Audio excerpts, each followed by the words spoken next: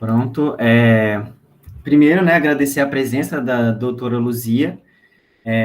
Como a Luana já introduziu, né, a gente se preocupa muito com as questões relacionadas às dificuldades de aprendizagem nas exatas, né, porque a gente enfrenta grandes problemas de retenção e desligamento, que, assim, a gente entende que é um dos principais desafios que a gente tem que cumprir, não só no ISEX, mas também mais geral, né, no sistema educacional brasileiro. Então, debater esse assunto é de extrema importância.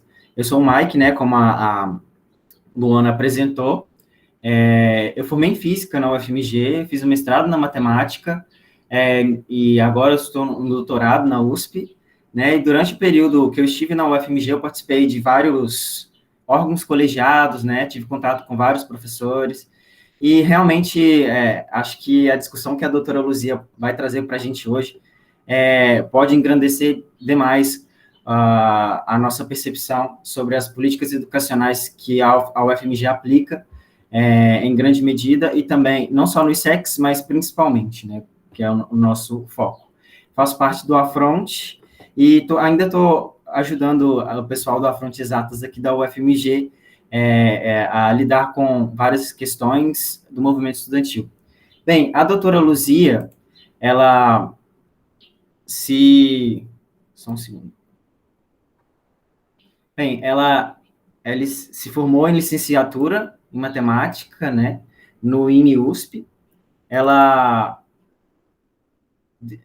e depois, né, fez o doutorado em educação pela Faculdade de Educação da USP, né? Ela dedica-se desde 2009 à pesquisa sobre dificuldade de aprendizagem em matemática, envolvendo abordagens didáticas, epistemologia do conhecimento e estudos de cognição, né? O referencial teórico da doutora Luzia a teoria dos campos conceituais, do Vernon, né, que segue muito a teoria cognitiva do Piaget. Assim.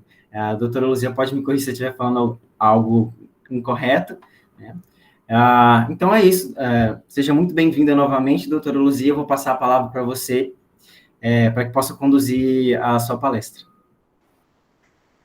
Boa tarde a todos, muito obrigada a Luana, ao Mike pela apresentação. Eu acho que assim, tá correto tal o que você falou, Mike, da apresentação, e falando um pouco do Vergniaud, né, que foi um referencial teórico que eu usei tanto no meu mestrado quanto no meu doutorado. E hoje eu não vou me aprofundar, infelizmente, nele, é uma teoria bastante extensa, né? E eu vou fazer apenas um recorte mais específico sobre a análise de erros para ser usado como uma metodologia de análise, assim, tanto didático, tanto em termos de condução, assim, do ensino da matemática também, né? Então, eu venho usando essa metodologia já há algum tempo, venho pesquisando um pouco a respeito disso, e hoje eu vim compartilhar um pouquinho com vocês o que eu venho aprendendo nisso. Ainda tem muita coisa a ser descoberta, eu ainda não sei nem 10%, eu acho, mas tem muita pesquisa interessante em relação a isso, tanto aqui no Brasil quanto no exterior, e eu gostaria de compartilhar um pouquinho com vocês esses dados interessantes e o que eu venho descobrindo a respeito disso, tá? Bom, primeiramente também quero agradecer a todos que se dispuseram numa tarde de sexta-feira, né? Eu não sei como é que está o tempo aí na cidade onde vocês estão assistindo a live, mas aqui em São Paulo, depois de uma semana de frio, hoje está um dia ensolarado, não tem nenhuma nuvem aqui, e seria um ótimo dia para a gente sair, né, um pouquinho, quem já está vacinado, com proteção, tudo, mas dá para sair um pouquinho de casa para, né, aproveitar esse solzinho, né? Então, muito obrigada pela presença e muito obrigada por dispor desse tempo para me ouvir hoje, tá? Bom, eu vou dividir a minha fala em 3 momentos, tá? Então, eu vou falar um pouco sobre o que é métodos avaliativos e a didática, né? E concentrar minha fala sobre a análise de erros, e eu vou falar um pouquinho do que se trata a metodologia de uma forma geral, e vou pedir a participação de vocês através de um link, que eu vou pedir para o Mike ele compartilhar de novo com ali no chat, mas eu vou compartilhar um slide e lá vai estar sempre o link, tá? Então, se vocês estiverem entrando depois na live, então vocês vão poder acessar sempre pelo mesmo link para responder algumas perguntas que eu vou fazendo durante a live, tá? E numa segunda parte, eu vou falar um pouco sobre os exemplos, né? Então, eu vou trabalhar com um exemplo no ensino fundamental, nos anos iniciais, outro nos anos finais, e um no ensino superior, tá? De como trabalhar, por exemplo, com essa didática, com essa metodologia de análise de erros nesses 3 ciclos de ensino. E, por fim, eu vou dar algumas sugestões de como trabalhar com essa metodologia, né? De novo, é uma sugestão, é algo que o professor também precisa personalizar de acordo com os alunos que ele estiver trabalhando, mas eu acho que sabendo do princípio, sabendo do fundamento que é essa metodologia, acho que fica interessante trabalhar de formas diferentes também, em vez de só trabalhar, por exemplo, com avaliações formativas como provas ou trabalhos com nota. Eu acho que acaba sendo mais uma alternativa de avaliação para os alunos, tá? Então é isso. Vou ficar observando o chat e toda vez que eu der uma pequena pausa na minha fala, eu vou olhando e vou respondendo as perguntas ao mesmo tempo. Mas, assim, no final da fala, se depois da apresentação alguém ainda tiver mais dúvidas, pode ir mandando que eu disponho do tempo para responder qualquer dúvida que tenha ficado sobre a apresentação, tá? Então, vamos lá. Então, deixa eu só compartilhar minha tela aqui.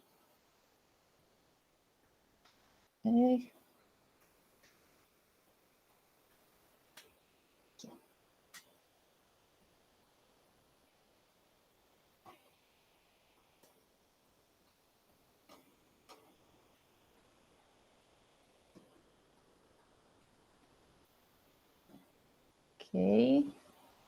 Estão conseguindo ver? Sim? Sim. Ok, então vamos lá. Então, a problematização que eu quero começar para isso é como é a interpretação de erro que vocês fazem. O que te faz lembrar quando você ouve essa palavra, erro? Então, eu quero que vocês acessem essa enquete que está aí, disponível aí no slide, o poleb.com/luziam332, e me responda ali com as opções que estão ali na tela. Eu vou dar uns 2 minutinhos para vocês responderem, e eu já vou discutindo em cima das respostas em tempo real, que eu vou mostrar daqui a pouquinho aí na tela, tá? Então, por favor, acessem o link. Deixa eu só ver se está ativo. Aqui. Está ativado já. Conseguem ver? Se tiverem problema para acessar, por favor, me avisem.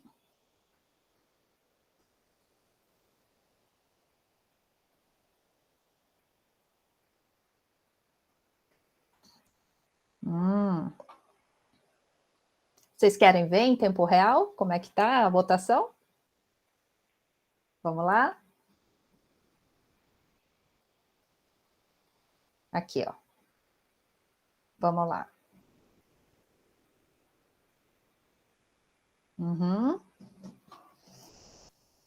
Olha, a letra C está disparado aqui, hein? Equívoco de aplicação de conhecimentos em contextos diferentes. Eu não consigo ver o resultado. Consigo Não ver está só... conseguindo ver? Não. Ué, que estranho, deixa eu ver. Vamos ver se é algum problema do compartilhamento aqui. Vamos ver. Depois que a gente vota, nós Sim. temos que apertar em alguma coisa para salvar? Eu acho que é direto. Se eu não me engano, acho que vai direto nesse aqui. É que depende do tipo de enquete, mas eu acho que esse aqui é só apertar na opção. Ou ver se tem um botão embaixo, eu não tenho certeza agora, porque depende do tipo da enquete que você precisa apertar um botãozinho embaixo.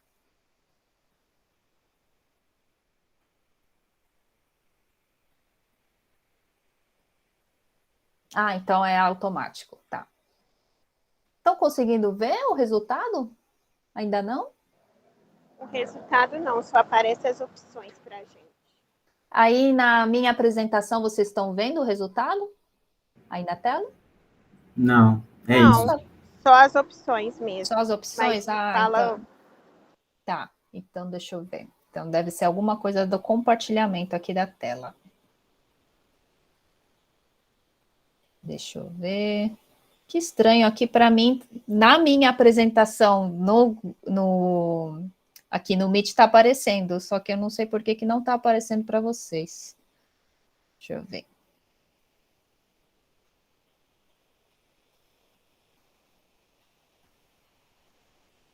Então deixa eu compartilhar de novo a tela com vocês. Deixa eu só parar a apresentação.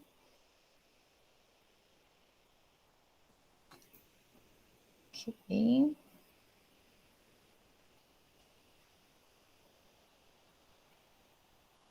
Bom, eu vou mudar então o estilo de apresentação aqui e ver se ele vai agora. Aqui.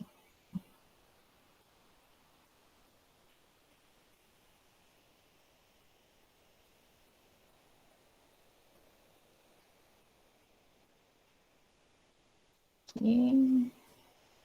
Agora vocês conseguem ver? Não, Ainda não. Ainda não? Não. Ai, meu Deus, o que está acontecendo? Peraí. Tá, tem um anúncio escrito falando que você pode colocar, apresentar de novo? Sim, sim, para ser aqui ao vivo, né? Alguma coisa assim. Isso. Aí, ó. Aqui, Volta um peraí, pouco. aqui. Isso. Para software de compartilhamento de tela, compartilhe a tela inteira. Sim, tá. Mas eu acho que já está, né? Ou você está Está em compartilhando só tela. uma janela? Não, tá em tela inteira, que estranho. Que da outra vez do e-mail eu fiz a mesma coisa, mas eu não sei por que agora não está indo. Vamos ver. Deixa eu ver aqui. Problemas técnicos a gente sempre tem, né? Quando vai fazer aqui. Peraí. Eu acho que como eu estou usando duas telas, deve estar dando alguma coisa assim. Então vamos ver.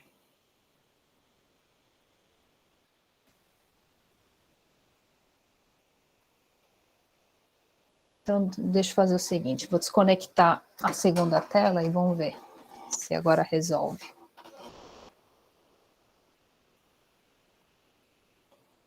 Bom. Imagina aqui. Vamos ver.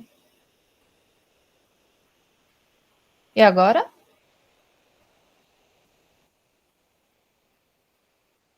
Estão conseguindo ver? Ainda não. Que estranho. Não está aparecendo ainda? Não. Ué, que Aqui estranho. para mim tá aparecendo. Como você interpreta o erro? Tá, Mas e os Para mim resultados também da tá votação tá aparecendo. aparecendo? não. Para mim, não. Não tá aparecendo? Tá o fundo branco. Ué, que estranho. Bom, não tem problema. Então, eu vou fazer o seguinte. Peraí. Então, deixa eu ver aqui. Então, vamos voltar à tela.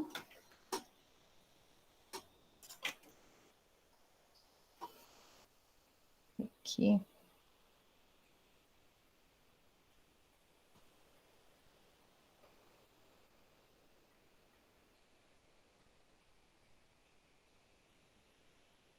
Deixa eu ver, será que é assim? A tela inteira. Tá. Aqui sim.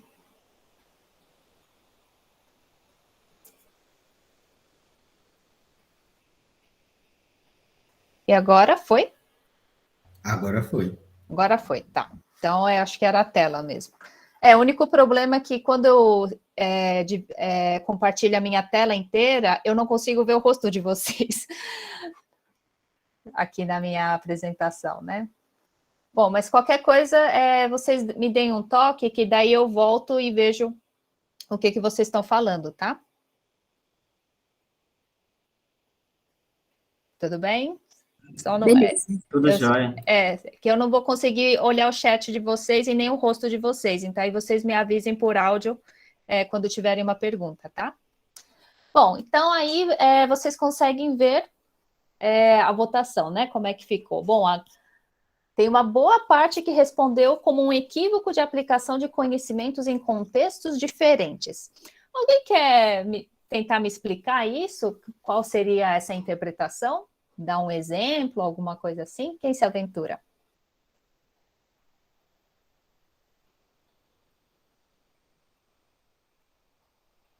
Ninguém? Ô, Luzia. Sim? Oi, André, boa tarde. Oi, boa tarde. Eu penso a nível escolar ou acadêmico, em algum exercício, classicamente falando, na área de exatas, né? Tentando Uhum, aprender conteúdo. Na aplicação de exercício, você errou alguma questão de conceitual ou de conta, uhum, um equívoco inerente à interpretação, ou conhecimento que ainda não está bem fundamentado. Eu pensei mais ou menos por essa linha aí, foi no que eu votei, inclusive. uhum, sim, sim. Isso seria uma das linhas, né?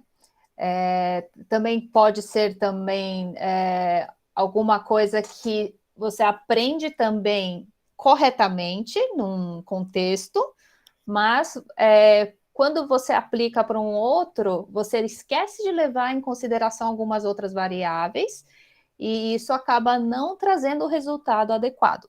Então, também pode ser nessa interpretação também, né?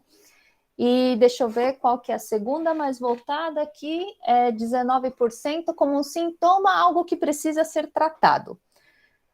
Algum lugar vocês já ouviram falar desse tipo de interpretação? Em que contexto? Fora, por exemplo, do contexto escolar, na vida, assim, no dia a dia, né? Onde que vocês já ouviram falar isso? Contexto médico, Do quê? saúde e médico. Médico, exatamente, né? Então, assim, é claro que a gente não chama de erro, né?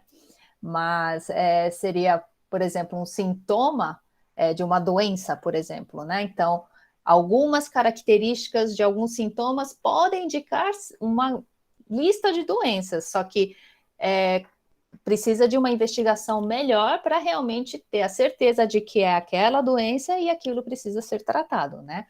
Mas, assim, a gente nunca tem a certeza. Então, seria mais ou menos nesse sentido também.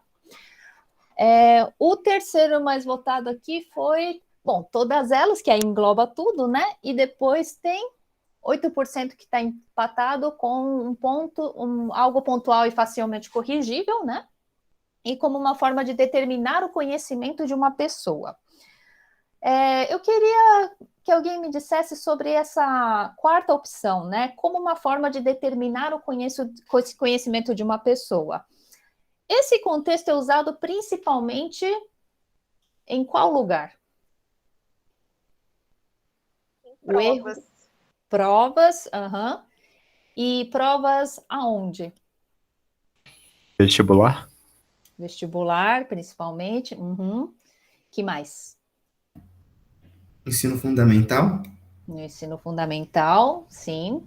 E, por exemplo, quando você vai procurar um emprego, por exemplo, você vai concorrer a algum concurso, né? Ou uma vaga de emprego normal mesmo, não é iniciativa privada também. Pode ser que alguns processos seletivos façam algumas provinhas, não exatamente prova de conhecimento formal, mas algumas coisas que eles colocam algum critério. E se você não atender exatamente aquele critério, seria como se fosse um erro, né? Então, e aí, assim, é como se isso determinasse o conhecimento de uma pessoa para aquela vaga. Então, seria nesse sentido também, né? Bom, só que quem disse essas afirmações, né? Então, todas essas opções que eu acabei de mostrar para vocês, algumas delas foram ditas por teóricos, né? Que estudam essa parte de erros no contexto de ensino de matemática e como que a gente pode lidar com eles, né? Então, por exemplo, a Rafaela Borazzi, que é uma pesquisadora da Universidade de Rochester, né? Ela já tem publicações de artigos também falando a respeito disso, e um livro muito interessante que fala sobre essa coisa de análise de erros, né? E ela é a que indica principalmente o lado do sintoma, né, que era a primeira opção da enquete de vocês, que quando você trabalha com erros, no contexto médico, ele é usado como um sintoma. Então, assim, não é determinante, não é porque você tem uma febre que você vai morrer, né? Em certos casos, dependendo da doença, pode ser que seja sério. E principalmente se você for lá no Google, sempre vai dar câncer, né? Então, por isso que a gente nunca pode se autodiagnosticar sem saber exatamente, sem ter um conhecimento médico, né? Então, é mais ou menos nesse sentido que ela faz essa comparação, né? Então, ele não determina algo de forma precisa, ele indica que alguma coisa não vai bem, alguma coisa não está chegando no resultado esperado, então a gente precisa investigar. E o outro termo que ela costuma usar nesse trabalho que ela fez no livro é falar sobre bug. Por exemplo, quando a gente fala de bug no computador, qual é o sentido que vocês entendem como bug no computador? Ah, deu bug. Às vezes até a gente, né, quando se confunde, deu bug na minha cabeça. Qual seria esse sentido? Alguém quer me explicar?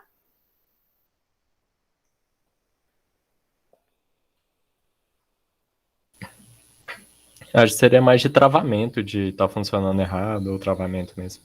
Isso. Então, assim, quando você trava, por exemplo, um computador, quando ele dá bug, ou ele trava, né, no caso, não significa que ele não funciona mais, né? Para acontecer alguma coisa, um mau funcionamento naquele momento, e se você reiniciar o computador ou fechar algum aplicativo, ele volta ao normal.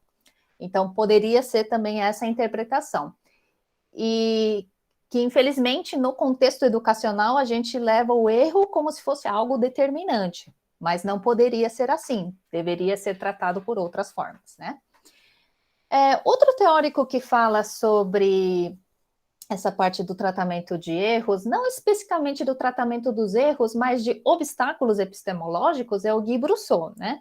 E ele é um pioneiro, né, nos estudos ligados a obstáculos epistemológicos, na aprendizagem de matemática, embora esse termo não é algo que ele determinou, foi uma coisa que ele trouxe da filosofia da ciência, do Gaston Bachelard, e fez a sua aplicação e remodelou isso para o ensino de matemática, né? Então, ele é pioneiro no sentido de aplicar esse conceito de obstáculos epistemológicos no ensino de matemática, tá? E, além disso, ele é conhecido também pelas teorias das situações didáticas, né? Inclusive, por ter esses trabalhos muito consistentes e de grande relevância para o ensino de matemática. Ele também foi laureado com o prêmio Felix Klein, né? Com a medalha Felix Klein. Então, ele é um dos teóricos muito importantes na área de didática da matemática, né? E, além do Brusseau, aliás, o Brusseau, ele falou exatamente dessa terceira opção, né, que deixa eu mostrar aqui de novo para vocês, que é um comum equívoco de aplicação de conhecimentos em contextos diferentes, né? Então, às vezes, o obstáculo vem justamente porque você não está usando aquele conceito de uma forma que é esperado para aquele contexto. Às vezes, ou até mesmo você entendeu não de forma completa aquele conceito, talvez você simplificou demais alguma situação e quando você aplica para uma situação um pouquinho mais complexa, você deixa de levar em consideração outras variáveis. E é por isso que cria esse tipo de equívoco, tá? Mas que também deve ser uma linha de raciocínio para o professor para que ele possa explicar melhor um conceito que não está bem consolidado para o aluno e assim ele retomar desse ponto para que ele consiga entender e passar para os próximos passos, tá? Então, e aí, além da Rafaela e do Guy Brusseau, outros autores que falam também de análise de erros são esses dois, tá? Então, esse livro, Reconciliating Mathematics Instruction, Focus on Errors, que é da Rafaela Borazzi. O Didática da Matemática, na verdade, é um livro com vários autores, né? Ali você pode encontrar esse texto das teorias das situações didáticas do Brusseau, se você tiver interesse em saber mais. E os outros dois, que o primeiro é do Astolfi, que está em francês, tá? Que é o erro como uma ferramenta para o ensino.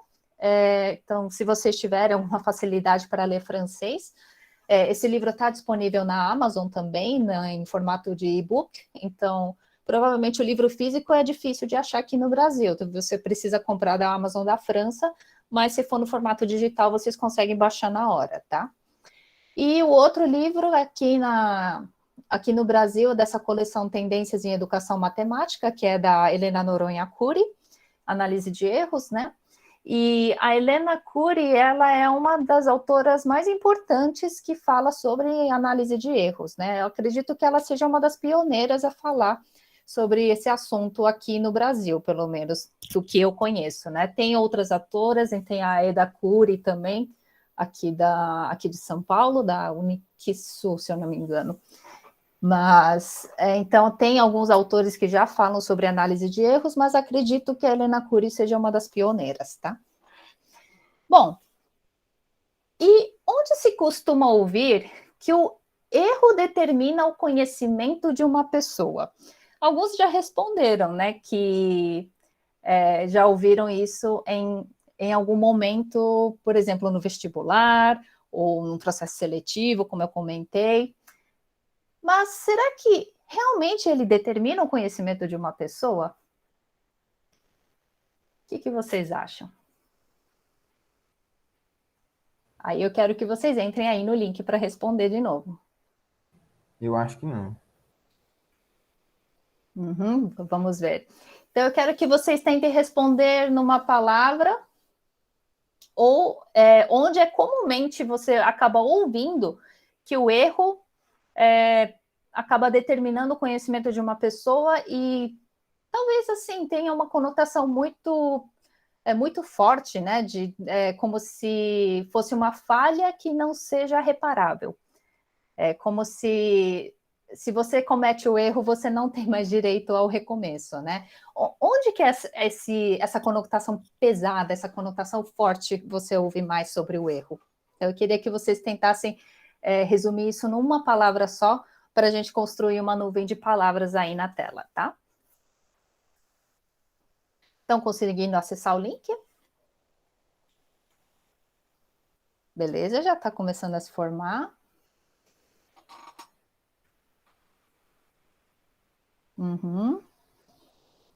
Olha, escola. Provas, vestibular. Legal.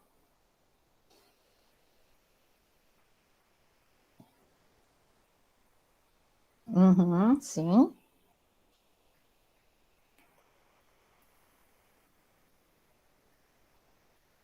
Isso.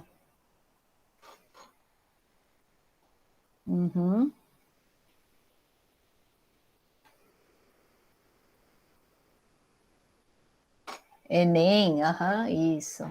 Também.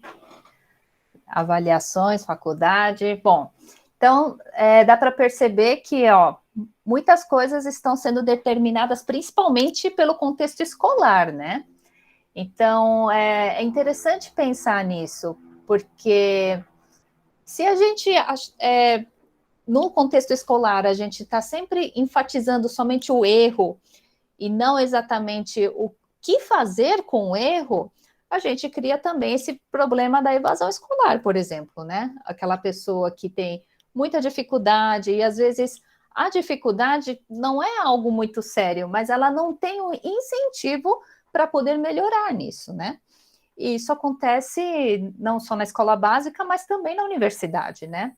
Às vezes você já passou, por exemplo, por um vestibular concorrido, então, teoricamente, você já está selecionado no meio de tantos estudantes que se inscreveram para aquele vestibular, mas ainda assim, depois de entrar na faculdade, você tem que encontrar outras coisas para serem superadas, e às vezes a forma de interagir com o professor não é a que é mais adequada, né? Ou digamos assim, que você não consegue ter formas de acessar alguém para que possa sanar esses erros, possa sanar essas dificuldades que você tem, que às vezes é algo pontual, mas acaba levando também à evasão, assim como a Luana bem comentou no começo, né?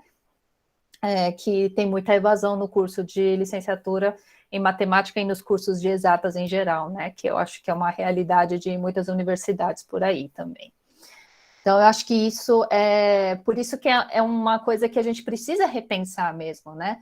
A gente está tão acostumado a fazer uma avaliação quantitativa de nota, valorizar só quem está tirando nota, né? E conseguindo superar, mas a gente não está refletindo o que fazer com aqueles que estão retidos, o que fazer com aqueles que têm dificuldade, né? Alguém quer fazer uma pergunta?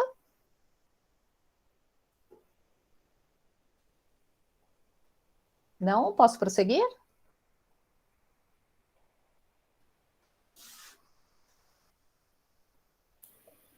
Posso fazer uma pergunta, professora? Desculpa estar chegando atrasado. Imagina, pode falar. Então, eu achei interessante o tema, né? Sim. Eu tive a oportunidade de ter uma família de todos os meus irmãos e eu, né? Estudamos engenharia e meus filhos também. E eu voltei a estudar engenharia. Sim.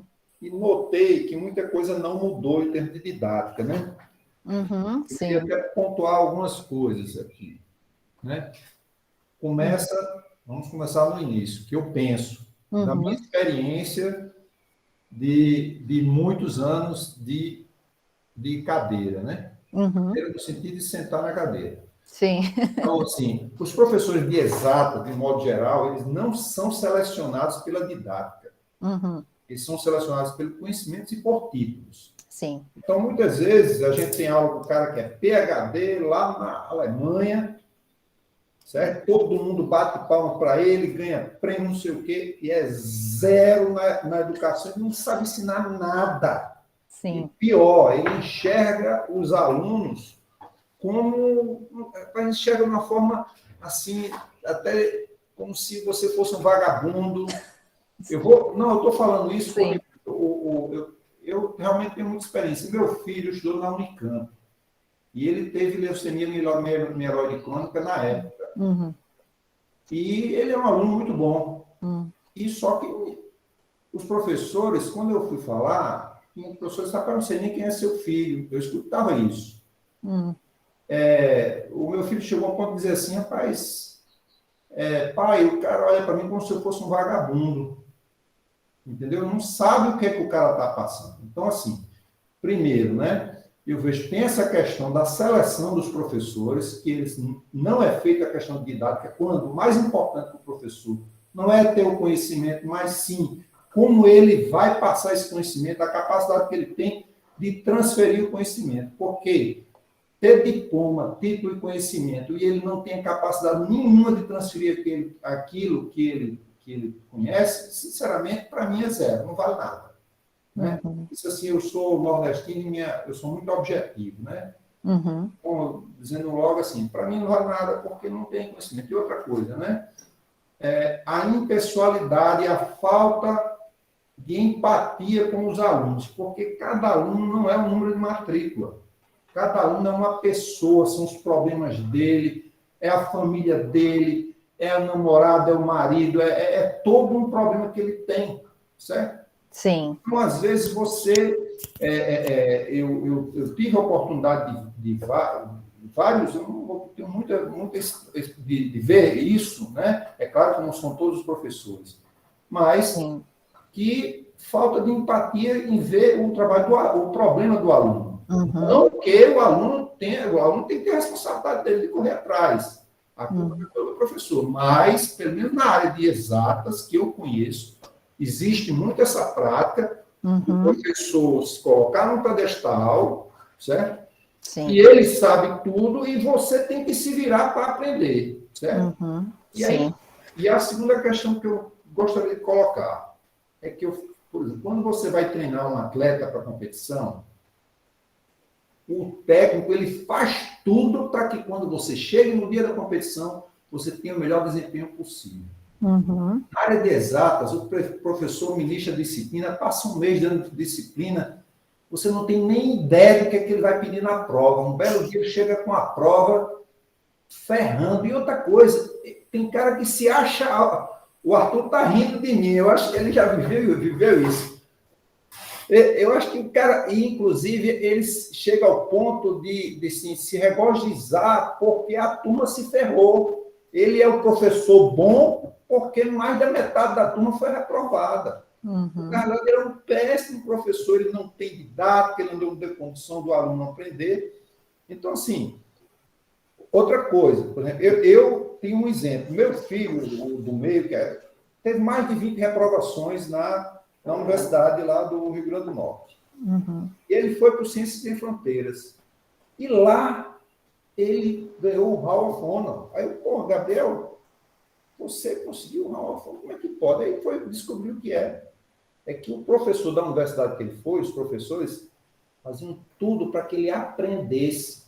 Detalhe, toda semana, ou no mínimo a cada 15 dias, tinha exercícios e atividades que ele fazendo aquilo ali, ele estava se preparando. Quando chegava na prova, era só mais uma.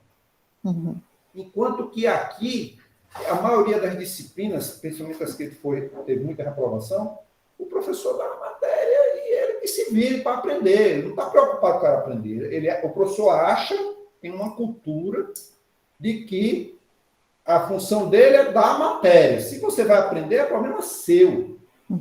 Sim, então, esse é um grande problema. E eu duvido que pouca gente vai discordar de mim. Vai ter pouca gente que vai discordar. Sim. E aí, assim, então, numa competição, o técnico faz tudo para que você ganhe.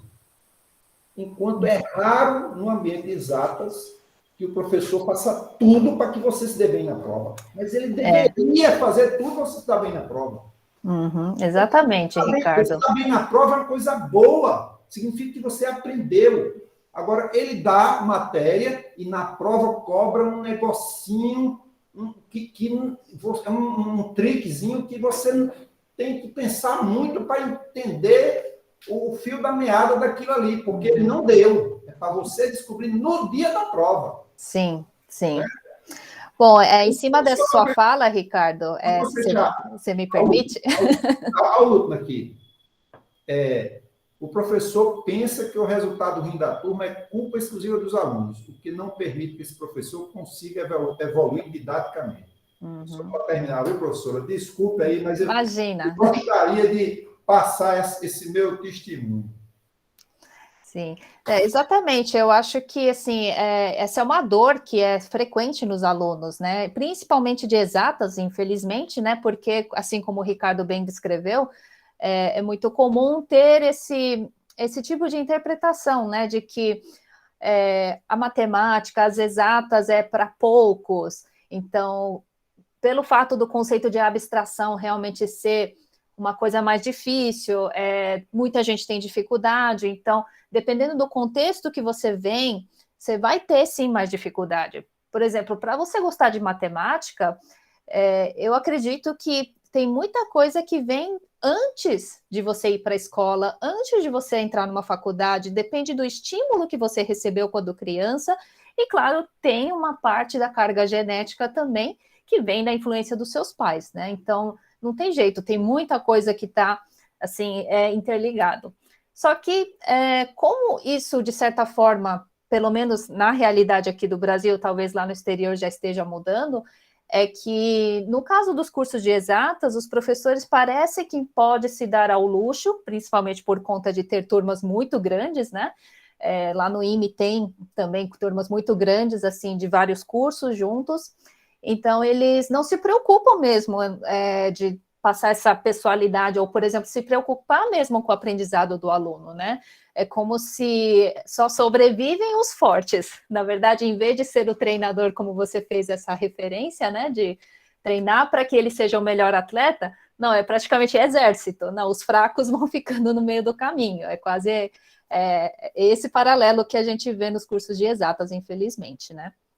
Então, eu acho que tem um ponto, que acho que é a seleção, ou até preparo. Eu acho que eles estão sendo selecionados pelo conteúdo, justamente porque essa parte da didática nunca foi tão valorizada assim, pelo menos dentro da universidade. Parecia que o fato de você ter o conteúdo é suficiente para passar esse conteúdo para outra pessoa, e não é bem assim, né? E a área, pelo menos de educação matemática, embora já tenha bastante tempo, assim, em termos mundiais, para ser começar a ser estudada como área de pesquisa mesmo, ele tem lá pelos seus 40 anos. Então, é uma área muito recente. Então, mesmo a área de educação matemática, ela ainda está se consolidando como uma área específica para estudar como que a gente ensina matemática de forma mais adequada para cada ciclo de ensino. E nunca se estudou isso. Então, por isso que eu falando de análise de erros aqui, é só uma das metodologias. Tem várias outras. E aí a gente, por exemplo, já está investigando outras áreas assim interdisciplinares para trazer essas contribuições para que a gente consiga fazer algumas atuações mais científicas, por exemplo, né? Que seria a parte de cognição, da neurociência, que tem achados muito interessantes, para que a gente abandone algumas práticas que a gente vem repetindo e que não são eficazes no aprendizado. Então, é esse tipo de contribuição que eu gosto de estudar quando eu falo de didática e aprendizagem em matemática, né? Bom, voltando aqui, depois eu vou continuar aqui só a minha apresentação, aí eu vou criar mais oportunidades para vocês falarem, tá bom? Mas muito obrigado pela contribuição, tá, Ricardo? Então, deixa eu compartilhar aqui, voltar.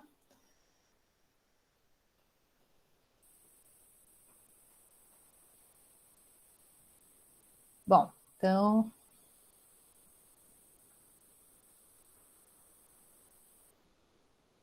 Ok, vocês estão vendo a tela, sim? Estamos Ok. sim. Sim. Perfeito. Então, bom, e o que é a análise de erros, né? Então, como eu já falei, então é uma metodologia que permite analisar esses efeitos do contrato didático. Então, por exemplo, uma delas, né? Então, se eu aplico uma avaliação formativa, que seja ela prova ou até mesmo um trabalho, e eu faço essa correção, alguns tipos de erros que estão sendo apresentados pelos alunos precisam ser investigados. É muito fácil você marcar como correto, porque o aluno já chegou ali no resultado, né? E para isso, assim, tecnicamente, se o aluno está indo bem, você não precisa fazer muita coisa por ele. O aluno que é autodidata, ele vai aprender mesmo com o pior professor possível, porque ele sabe buscar o conhecimento por si só. A gente tem que fazer alguma coisa por aqueles que dependem do professor para que seja um norte, né? Para que ele guie o melhor caminho para que ele possa aprender aquele conceito. Então, por isso que os erros também podem ser analisados como efeitos do contrato didático. O que não está funcionando bem em termos didáticos do que você está apresentando em aula para aqueles alunos, né? E outra coisa importante que essa metodologia permite analisar são os esquemas cognitivos. Então, ele pode dar indícios, nunca é certeza, né? Obviamente, porque precisa de investigação mais a fundo, porque essa parte da cognição é uma coisa não tão objetiva, né? Se você não usar os aparatos adequados, né? Para cada caso. Mas ele pode me dar indícios de que o aluno tem dificuldade de abstração num nível de conceito que não está esperado para aquela idade, por exemplo. Então, por exemplo, se você analisa os alunos do 9º ano do ensino fundamental e julga que todos eles estão com o nível cognitivo esperado para aquela faixa etária, daí que vem a frustração, né? Às vezes, o preparo não está exatamente naquela faixa etária, naquele ciclo de ensino. Pode ser que uns estejam superando, outros estão na média e boa parte está abaixo. Mas o que eu tenho que fazer para que eles consigam alcançar o mínimo para chegar nessa média? É isso que a gente precisa pensar, né? E o termo de transposição didática também, tá? Que aí é um outro conceito que vem do Chevallard, né? Mas que eu também, infelizmente, não vou poder estender muito, porque senão fica um assunto muito extenso.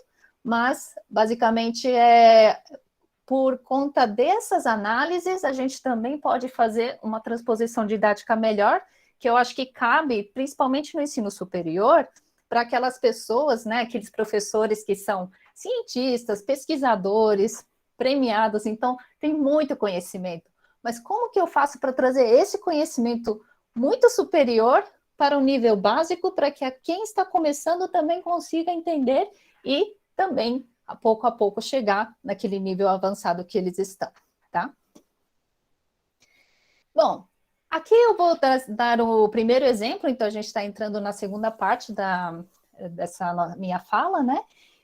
E esse aqui é um exemplo de uma resolução que um aluno fez de ensino fundamental sobre uma operação simples aqui, uma operação aritmética de subtração, né? E o que aconteceu aqui? Na operação, ele apresentou 200 menos 80 e no teste oral, ele respondeu, quanto que é 200 menos 80? Ele respondeu 120. Só que olha o que ele fez no escrito. Porque a pessoa que estava entrevistando esse aluno falou assim, ok, 120, agora representa isso para mim no papel, essa conta no papel. E ela me apresentou essa conta aqui. Agora, olha o do lado também. A operação era 40 vezes 3. Na resposta oral, esse aluno respondeu 120. Só que quando pediu para escrever, ela escreveu 40 vezes 3, armou a conta e respondeu, parece que é uma vírgula. Se for uma vírgula, é 12, se não é 1.200, né? E aí? Agora eu quero que vocês entrem de novo lá no link do Polev e respondam. Se você fosse professor, qual é a conclusão que você tomaria se você olhasse aquelas respostas? O que você pode analisar, já tentando aplicar o conceito de análise de erro, tá? O que vocês acham que poderia fazer se você olhasse que seu aluno estava respondendo daquela forma para essas contas aritméticas? Respondam aí. Estão conseguindo ver o questionário? Aí na tela? Sim. Sim? Ok. Resultado está aparecendo também? Sim. Ah, beleza. Então agora voltou ao normal.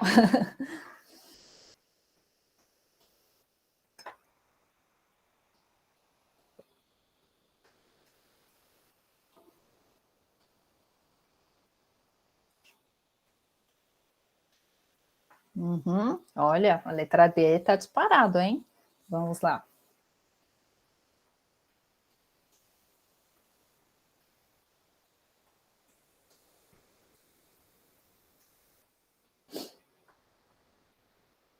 Olha.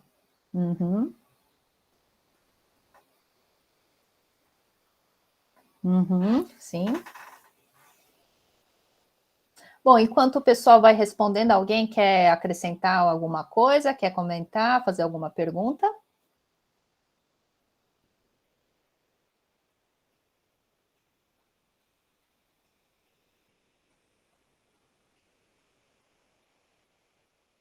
Não? Posso prosseguir, então? Sim? Então, vamos lá. Então, bom, a maioria respondeu, então, a quarta opção, né? O estudante não compreendeu o algoritmo das operações aritméticas, mas é capaz de calculá-las mentalmente. E é exatamente isso, né? Então, aí, esse trecho é de um livro chamado Na Escola 10, Na Vida 10, na Escola 0, da Terezinha Nunes, né? E é um livro, sim, que foi escrito na década de 80, mas ainda continua atual, né? Porque ela fez uma pesquisa com alunos que sabem lidar com a matemática no dia a dia, como o feirante, por exemplo, mas quando eles precisam formalizar essas contas na escola, eles não conseguem entender nada.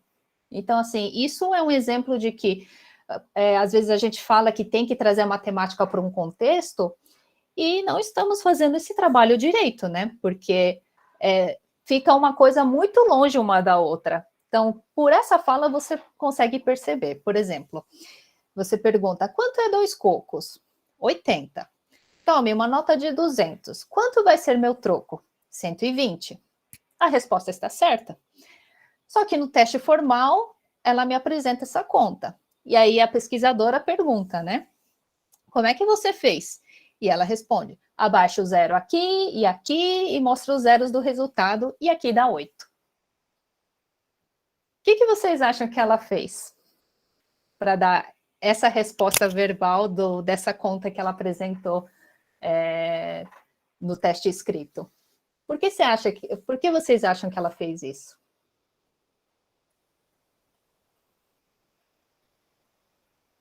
Alguém quer arriscar?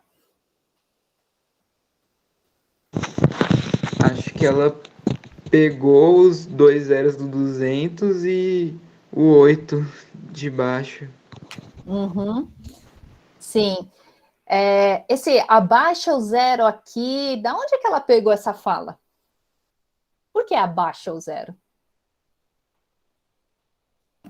Eu acho que durante o processo de alfabetização, as crianças são ensinadas a isso, né? Aí você desce aqui, aí você pede ali emprestado. Eu acho que isso Isso, vai ficando, com o passar dos anos, de uma forma mecânica na cabeça da isso. pessoa, que ela não consegue perceber como que está funcionando aquela conta aritmética. Exatamente.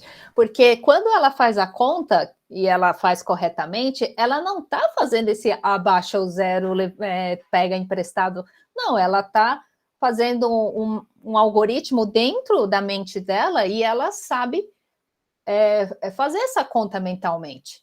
Só que esse processo de você dar esse algoritmo, de certa forma, artificial, ela não conseguiu fazer essa conexão. Por que abaixa zero aqui? Então, entende que mesmo você querendo facilitar a vida do aluno com um algoritmo, se ele não faz sentido quando ele está fazendo conta, ele não serve para nada. Então, assim, algoritmo só vai ter utilidade se ele realmente for reproduzível para outros contextos. Então, aí vem também a interpretação do Brusson, né, de que você aplica alguma coisa num contexto errado.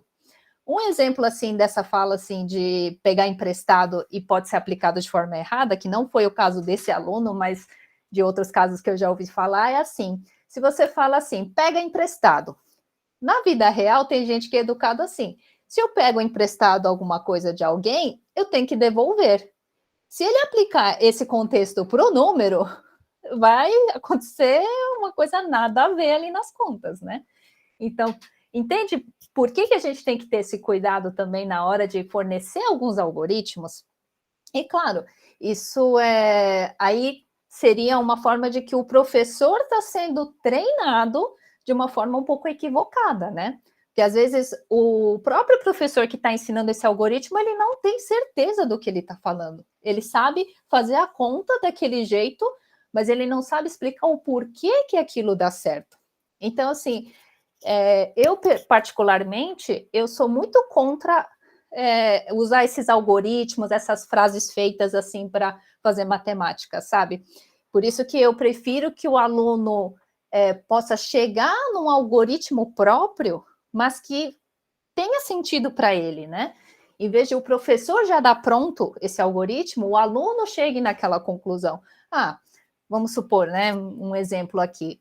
Eu sei que quando eu tenho duas notas de 100, então eu estou pegando 100 mais 100 dá 200. Então ele está fazendo essa conta mentalmente e se ele quiser transpor isso para outros objetos, ele consegue também fazer essa transposição, mesmo não sendo com dinheiro.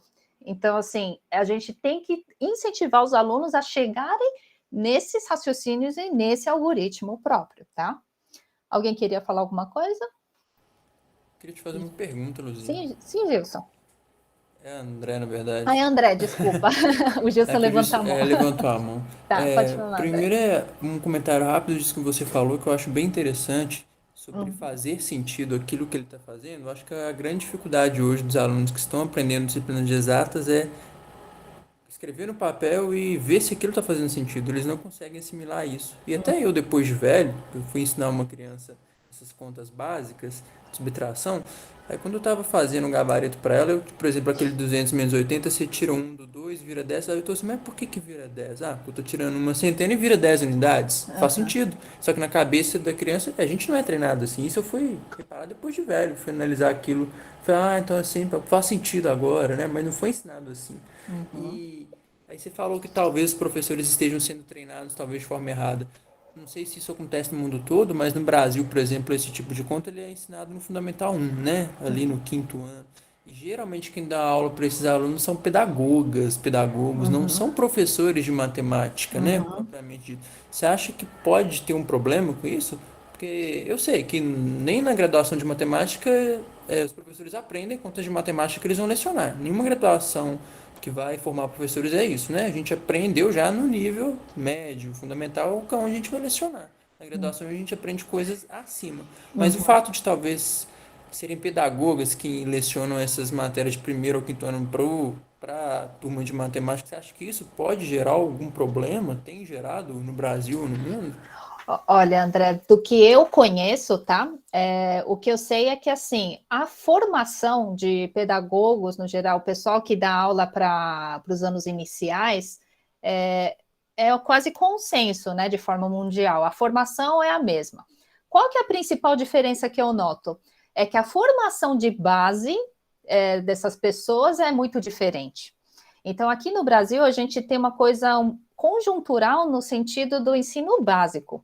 Então, como você não foi bem ensinado ali no ensino básico, então, quando você chega na graduação, esses professores que tecnicamente não gostam de exatas e vão fazer pedagogia, e se aprofundam em outros assuntos, mas não tanto nas exatas, acaba reproduzindo aquilo que ela mesma aprendeu.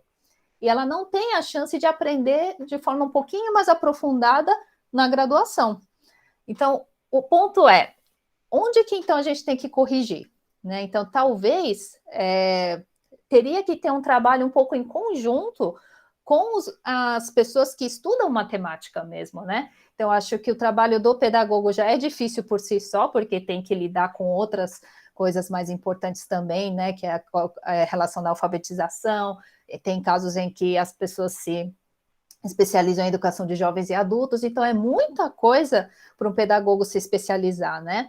Então, talvez se elas tivessem algumas disciplinas que são dadas por matemáticos, por educadores matemáticos, para que eles consigam compreender esses processos básicos, né, de matemática, talvez isso seria um primeiro passo para a gente também formar melhor as crianças, porque elas tendo um fundamento básico, já não vão depender tanto da escola para, pelo menos, aprender a matemática básica, né? Então, essa é a percepção que eu tenho sobre isso, né?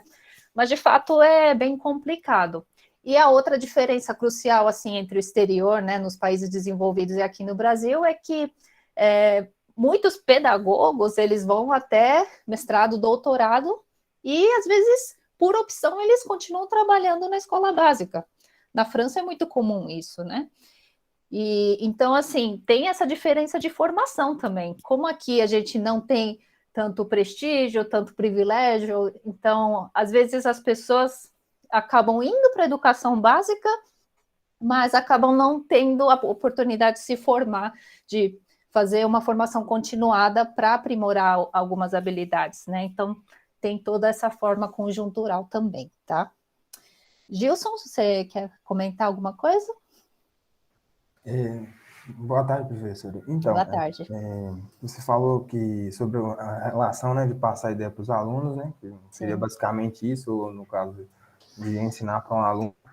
E realmente, ensinar para o aluno na realidade dele é a forma mais adequada, né, porque o aluno já tem uma realidade, ele já tem todo um conjunto de ideias formado na cabeça dele, e aproximar a intuição matemática disso é o mais adequado.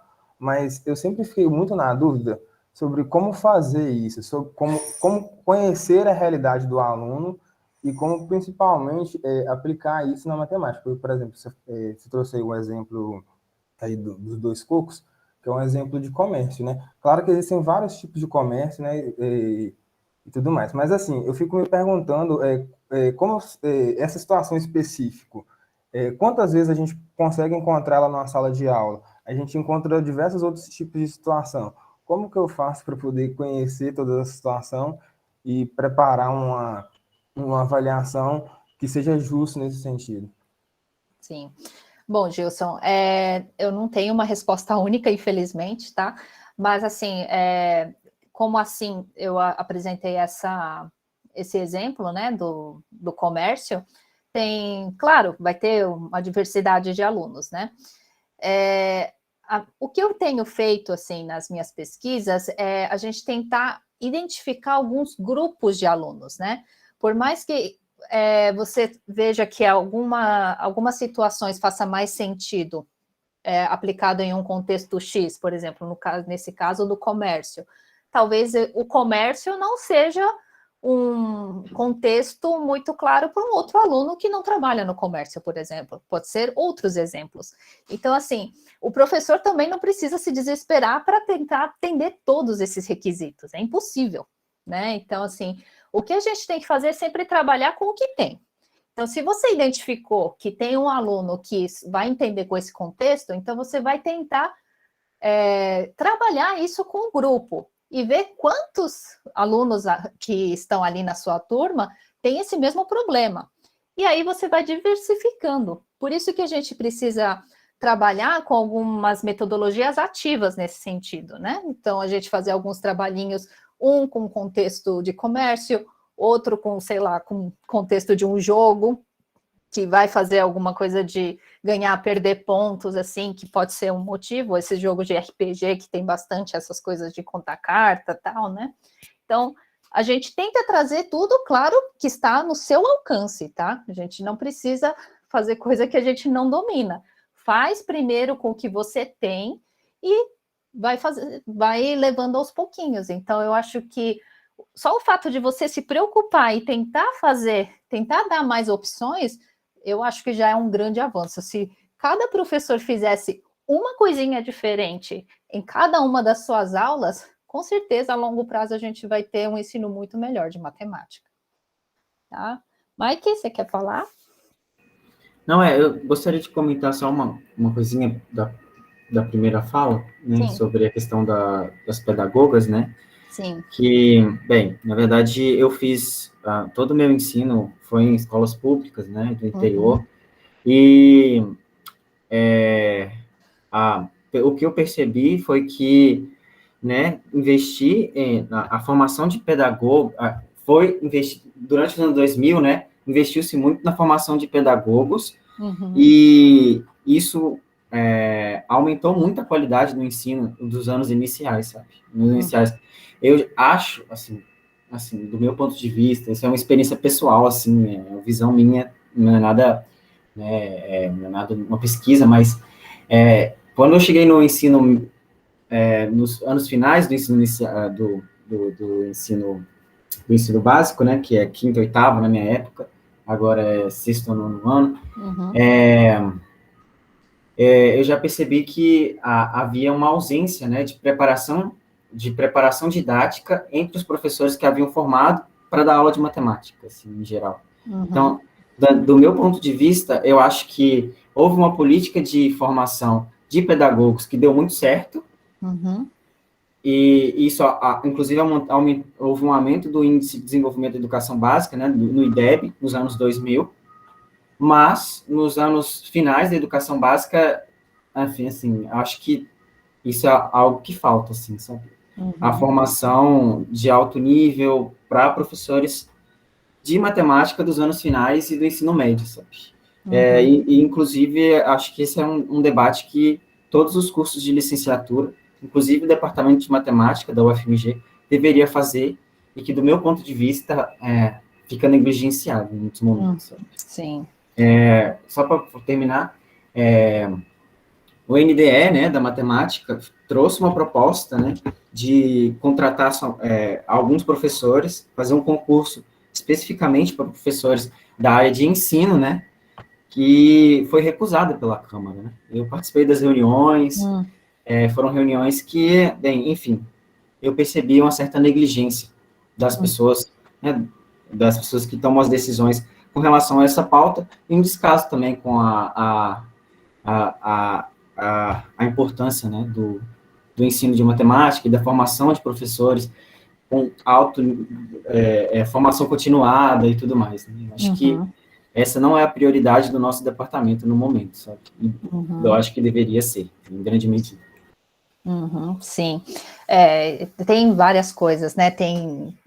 Não acontece da noite para o dia, né? Tem que ter mais reforço de políticas públicas, tem que ter mais fomento, por exemplo, em pesquisas de ensino de matemática. Então, tem várias coisas. Eu até vi uma palestra ontem da FAPESP, que é uma agência de fomento aqui de São Paulo, né?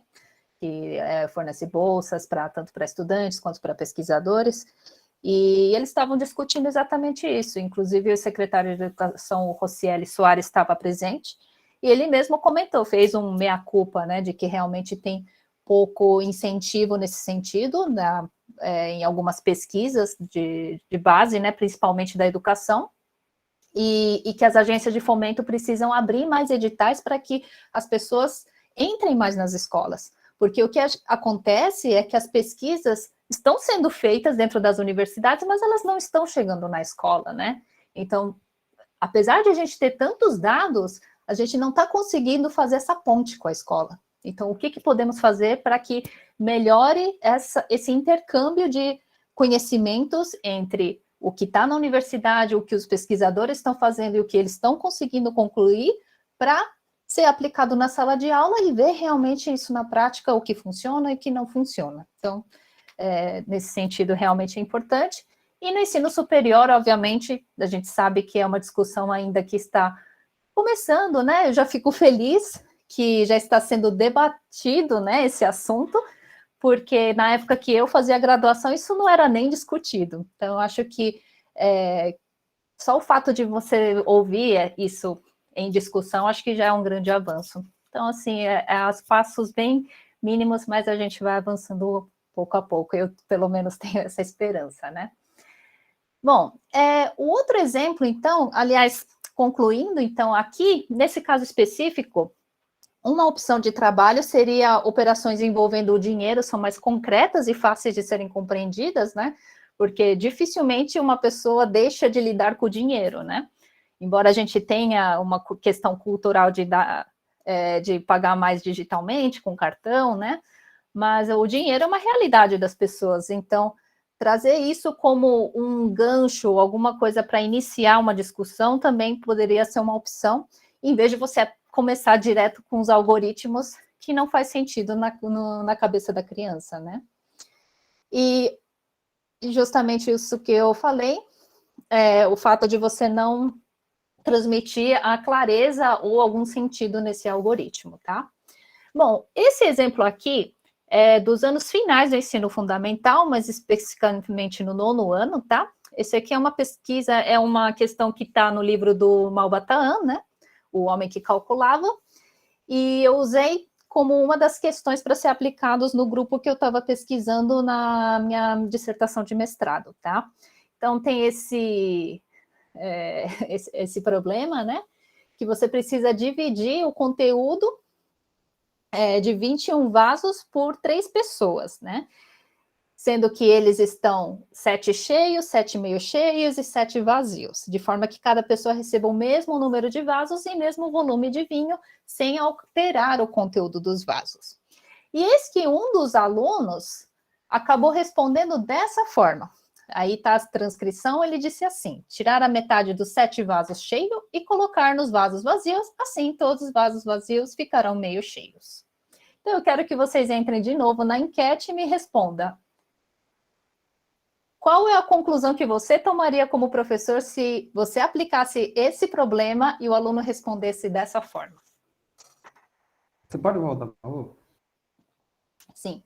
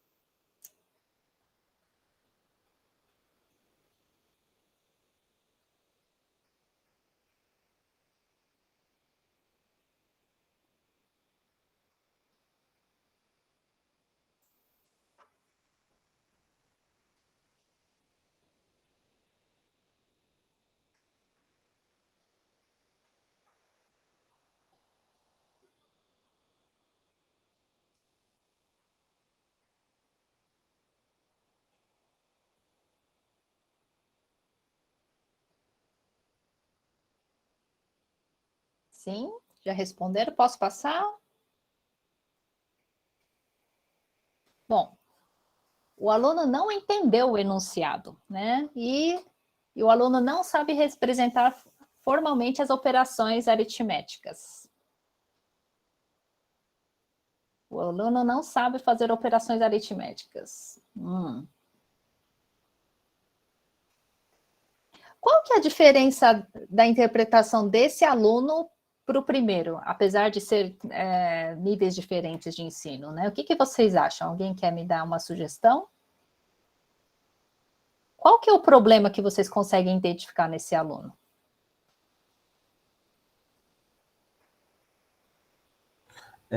Eu acho que, tipo assim, naquele problema lá dos cocos, o aluno tinha que saber aplicar um algoritmo, né? Uma ferramenta que o professor ensinou para ele.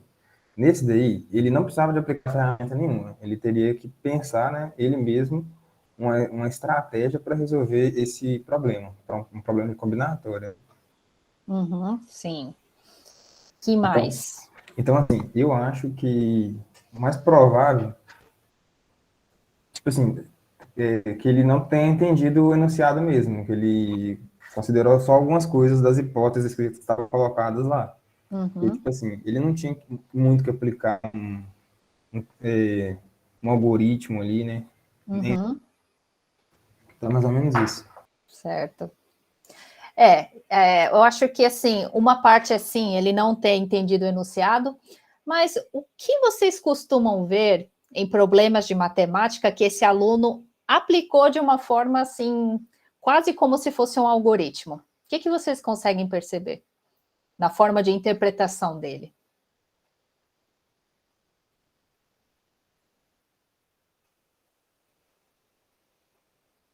Será que é alguma coisa que o professor também, ele, de certa forma, direcionou a resposta? O que vocês acham?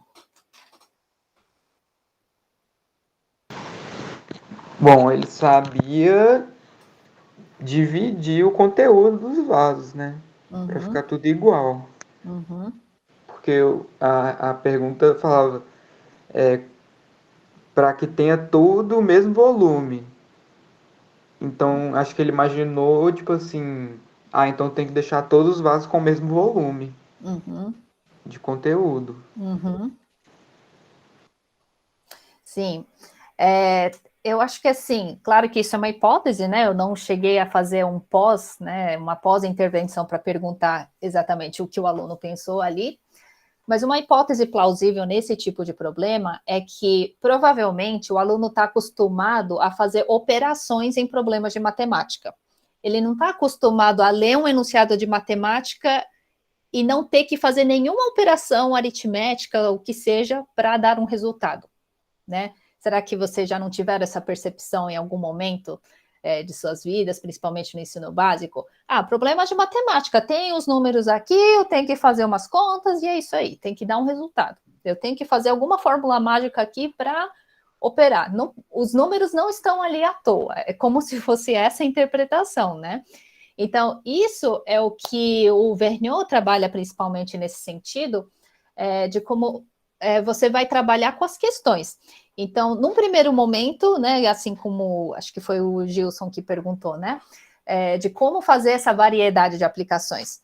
Às vezes nem precisa ir tão longe. Às vezes, só o fato de você, por exemplo, dar questões que não precisam necessariamente ter um contexto específico de, por exemplo, de compra ou de um jogo, mas você apresentar exercícios de matemática de formas diferentes para que exija a leitura atenta do aluno, por exemplo, nem sempre um exercício de matemática você precisa fazer conta. Você tem que entender aquilo e responder, né? É quase como se fosse aqueles questionários de inteligência, né? Que aparece muito isso. Às vezes você não precisa, mas você está tão habituado a sempre responder da mesma forma que você responde de forma automática sem pensar muito. Então, é isso que a gente também tem que evitar. Então, a gente também tem que dar uma variedade de conteúdos. E no caso do ensino básico, por exemplo, em vez de sempre dar quanto é 2 laranjas mais 3 maçãs, né? Você pergunta, eu tenho 5 laranjas, né? E comprei mais 3. Então, com quantas frutas eu fico? Ou eu tinha 8 frutas, dei 3 para fulaninho. Então, só de fazer a reversão de contas, isso já aguça a parte de interpretação de raciocínio do aluno e permite com que ele olhe e preste mais atenção no enunciado de formas diferentes, e não você habituar ele a fazer sempre o mesmo algoritmo, tá? E para quem já sabe fazer conta, isso é muito simples, mas na cabeça de uma criança não é tão simples assim fazer essa reversão, tá? E quem fala isso bastante é o Vergniaud sobre estruturas aditivas. Alguém quer fazer uma pergunta? André? Luzia, Sim. o pessoal também tem muita dificuldade, não sei se isso tem a ver com o que você acabou de explicar, isso até se estende na fase inicial da graduação, é quando, por exemplo, tem questões de forma literal, que não tem números na questão, então é só letra, você deixa só na fórmula genérica. Assim, o aluno ele tem uma dificuldade muito grande, porque como não tem número, ele fica, como é que eu vou fazer conta aqui? Vou chegar a algum resultado, mas na verdade é só letras, ele não consegue associar de que aquelas letras representam um número. É mais ou menos por aí também, um exemplo, talvez. Você quer dizer, então, sobre, nas operações algébricas, seria isso? Pode ser. Ou, por exemplo, quando você chega na primeira série do ensino médio, em vez de te dar uma velocidade numérica, ele fala que a sua velocidade é x. Aí pede aceleração em função da velocidade, por exemplo. Aí fica pensando, mas cadê a velocidade para calcular a aceleração? A velocidade é x. Ele não consegue, ele acha que x é uma incógnita que você tem que descobrir, por exemplo. Sim. Sim. Eu acho que entra mais ou menos no mesmo princípio, só que para faixas etárias diferentes, né? Então, enquanto o aluno do ensino fundamental, nos anos iniciais, ele precisa trabalhar bastante com números concretos, às vezes ele só habitua a trabalhar com o concreto, aí quando chega naquela fase da abstração, que é lá pelo 7º, 8º ano, ele começa a ficar confuso. Como assim? Eu não tenho um número. E é por isso que quando chega no ensino médio, onde você tem que trabalhar com variáveis, né? Em vez de trabalhar com número, você já fazer uma fórmula genérica, né? De colocar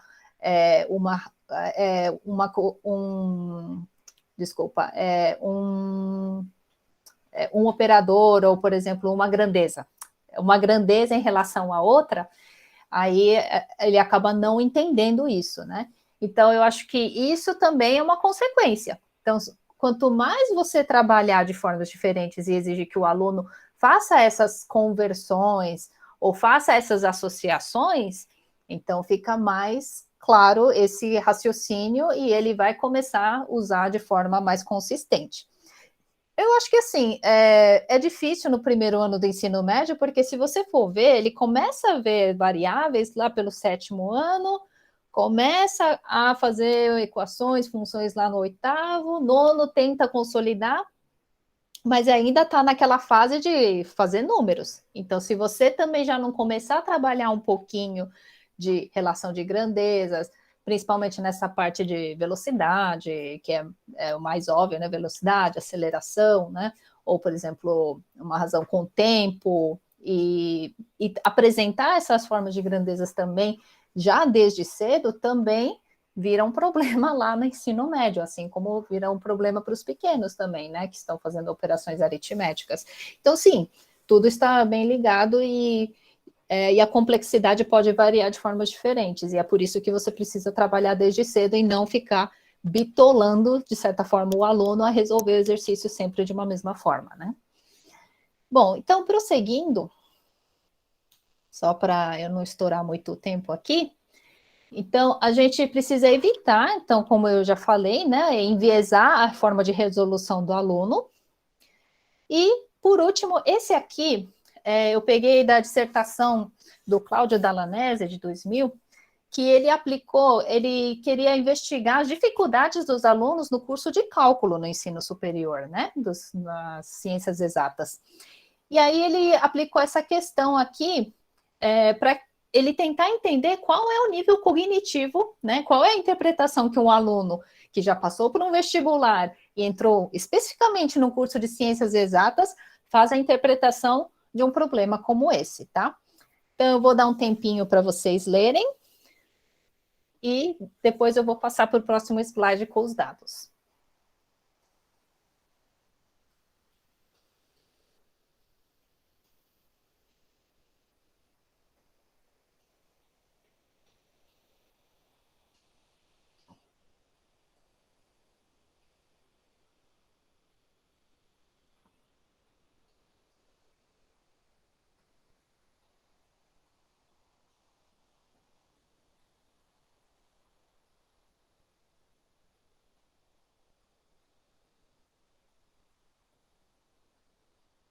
Ok?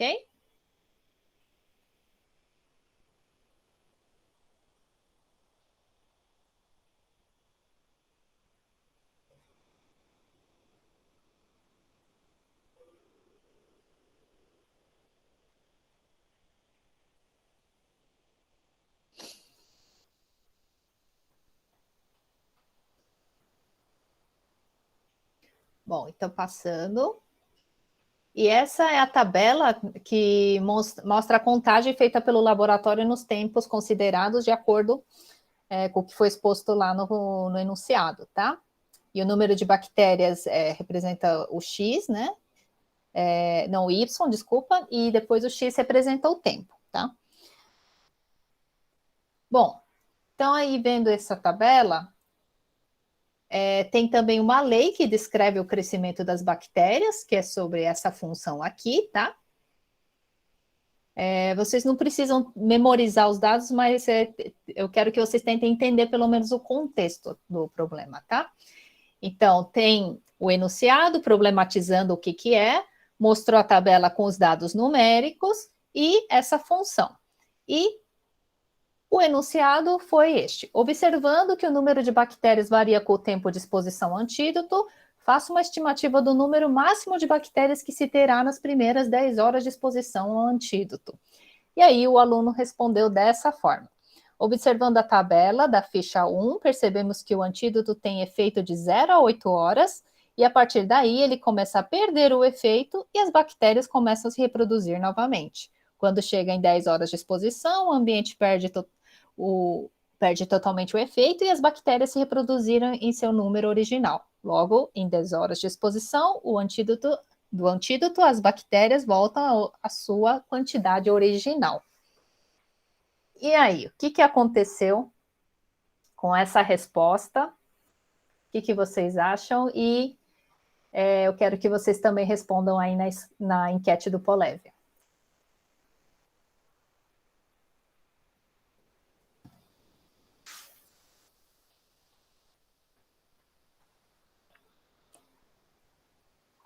Você consegue voltar na tabela, Luzia? Sim.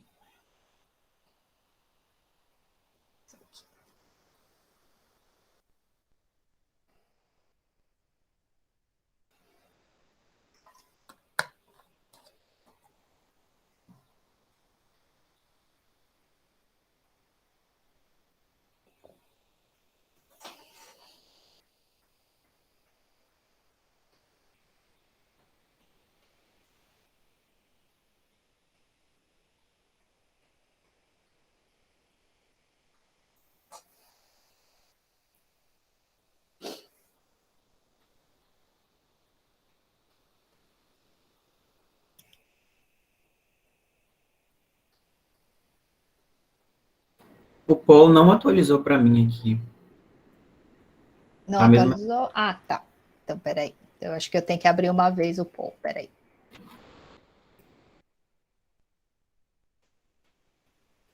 Atualizou? Sim. Tá.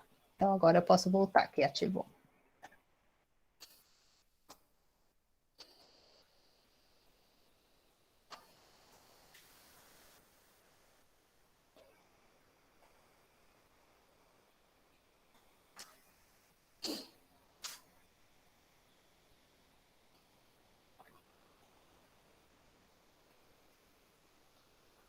Você pode voltar na resposta?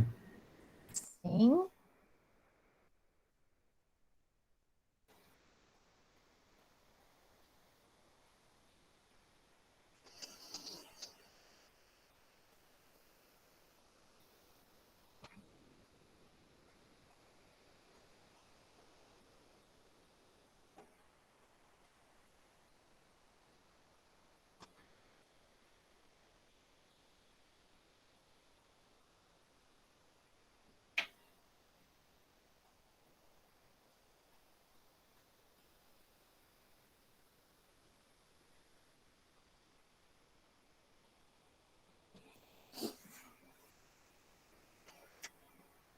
E aí, gente, deixa eu só ver aqui como é que tá a votação.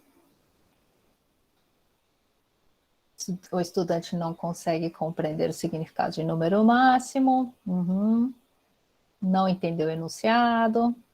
Não sabe calcular funções.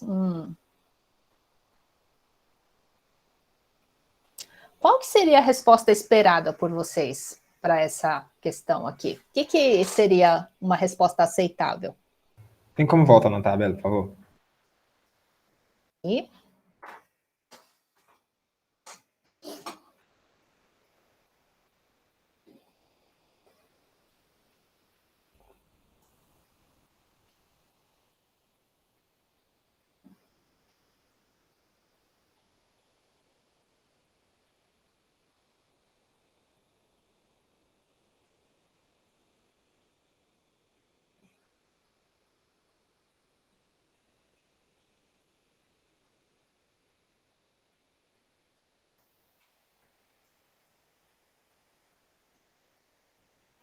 Alguém já quer comentar?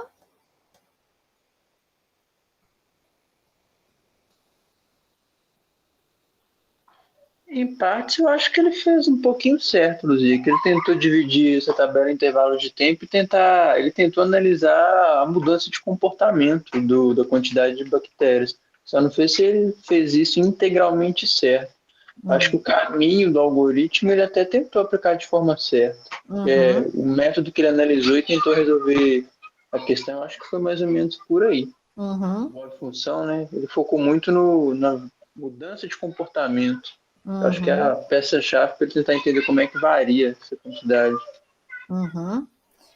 Esse aqui já é um erro bem sutil, né? Que às vezes poucos percebem, né? E como o André falou, é aceitável, tá no caminho certo, mas sabe aquele tropecinho que você dá no finalzinho ali do gol, né? Então, é mais ou menos isso. Porque, assim, quando a gente está falando no ensino superior, lembra que a gente está trabalhando com funções e funções têm uma continuidade, né? Então, quando você trabalha com a tabela, aqui ele está analisando somente o que acontece exatamente naquele ponto. Então, quando você está dando uma continuidade, então, a resposta aceitável que seria é você fazer o gráfico, ver o comportamento da função e saber exatamente o que está acontecendo nas proximidades daquele tempo 10. Né? E aí você vê o que está acontecendo. Às vezes pode ter uma inflexão da função bem naquele ponto, e é isso que você precisa analisar. Então, se você sempre fazer contas de forma como se fossem números inteiros, então você não está analisando a função como um todo. Então, essa é a pequena sutileza dessa questão, né? Que não seria totalmente errado, mas seria essa dificuldade dos alunos de enxergar a continuidade da função é o que também causa também a dificuldade em cursos de cálculo, por exemplo, né? Então, é isso que a dissertação do Cláudio Dallanese queria investigar. Então, aí eu quis trazer para vocês, para justamente como a gente está falando de ensino superior, seria um exemplo que a gente poderia entender, tá vendo como alguns erros podem ser não estão totalmente errados, mas, por exemplo, se você fizer uma resposta dessa num professor que é exatamente a resposta que ele está esperando, provavelmente ele vai te dar errado. E não é bem assim. Então, entende que a gente tem que trabalhar também com essa progressão de conteúdos, a forma de interpretar, e isso tem que estar bem claro para o aluno, né? De que quando a gente está trabalhando com funções, a gente tem essa continuidade, e não trabalhar só apenas naquele ponto, tá? Bom, então, algumas ferramentas aqui eu fui falando durante a minha fala, né? De como usar a análise de erros. Eu acho que eu quis dar com 3 exemplos, mais ou menos, algumas opções, alguns caminhos possíveis de trabalhar com com uma proposta didático-pedagógica eficiente, né, para cada caso. Obviamente, a gente não tem uma bala de prata que resolva tudo, né? Eu acho que o trabalho do professor, ele é dinâmico, assim como o trabalho de um médico, né? Em alguns casos, a gente consegue ter uma precisão de diagnóstico. Ah, não, esse aluno, ele não sabe resolver isso porque ele não aprendeu né? Ele não teve esse conteúdo. Aí é simples, só que às vezes o aluno até teve o conteúdo, mas ele não conseguiu entender alguns processos e isso está atrapalhando o entendimento de conteúdos mais avançados. Então, é isso que a gente precisa levar em consideração também, tá? Então, sempre enxergar o processo de ensino e aprendizagem como uma forma que a gente tem que ir ajustando dentro do processo. A gente não tem uma fórmula única, não tem uma didática infalível. Então, essa é a ideia que eu queria passar. E a análise de erros é uma forma muito viva e que você pode usar como ferramenta com o seu próprio experimento, que seriam os alunos, né? Então, os meus alunos são diferentes dos seus alunos, mas a forma como eu vou analisar através dessa metodologia vai me trazer alguns resultados que podem ser eficazes para o seu caso também. Mas a sua amostra de alunos pode apresentar outros tipos de erros, mas ali você pode aplicar o mesmo tipo de análise e tentar chegar numa solução eficiente para aquela turma também, que esse seria um caminho plausível para a gente ir ajustando e tentar diminuir esses obstáculos e essas dificuldades de aprendizagem matemática, né? E, então, algumas sugestões de forma geral, resumindo, tá? Para a gente fechar essa nossa apresentação, avaliar de diferentes formas, né? Então, em vez de usar só a avaliação quantitativa, né? De, X alunos tiraram 10, outros tiraram 5. Então, mas tá, o que essa nota está me dizendo? Né? O que eu posso fazer além disso?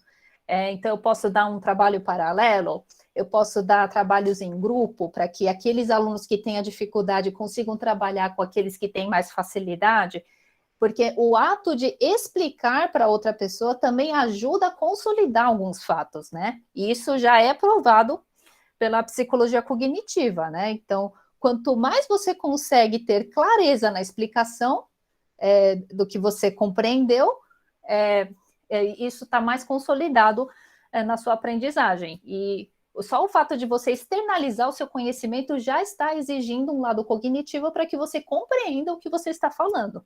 Então, isso também é uma forma de aprendizagem, né?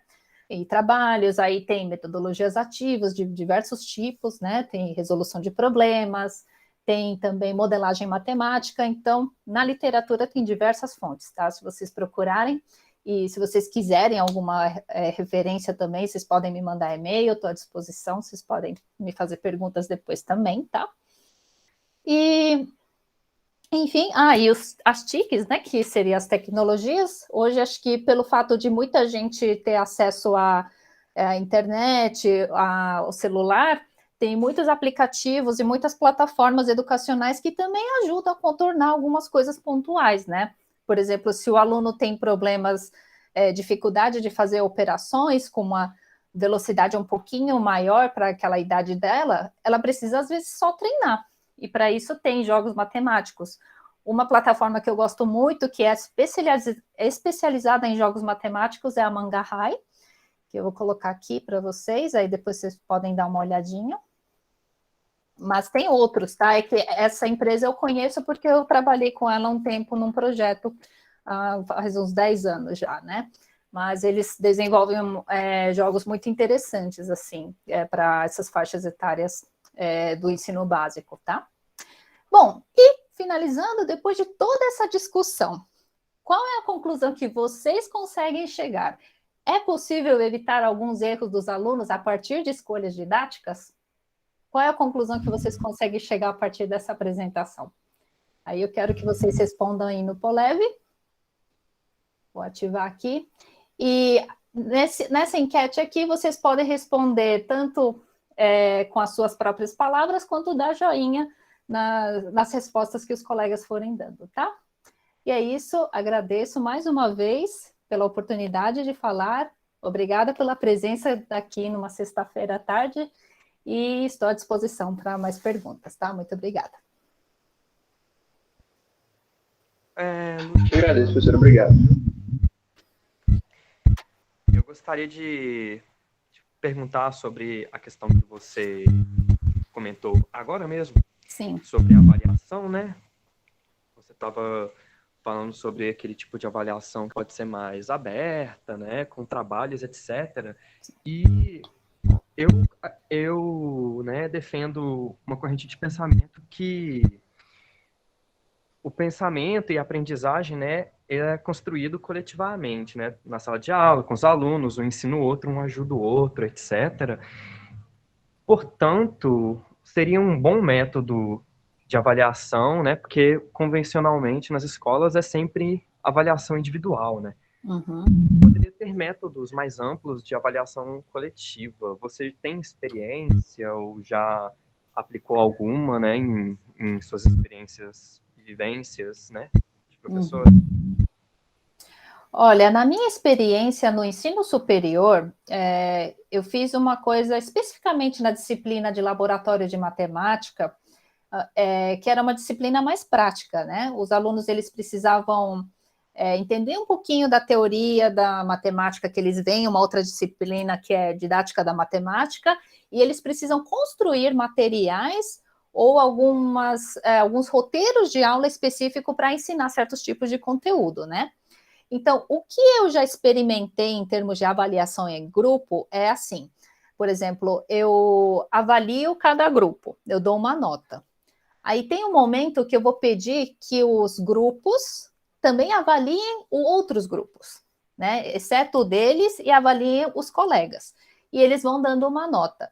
E a nota final daquele trabalho é a média daquelas notas que foram dadas pelos colegas.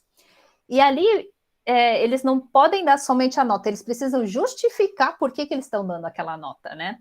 Então, só o fato de fazer este exercício crítico também é uma forma também de fazer com que eles pensem um pouco, né? Por que isso aqui tá bom, ou por que isso aqui não tá bom na minha visão, né?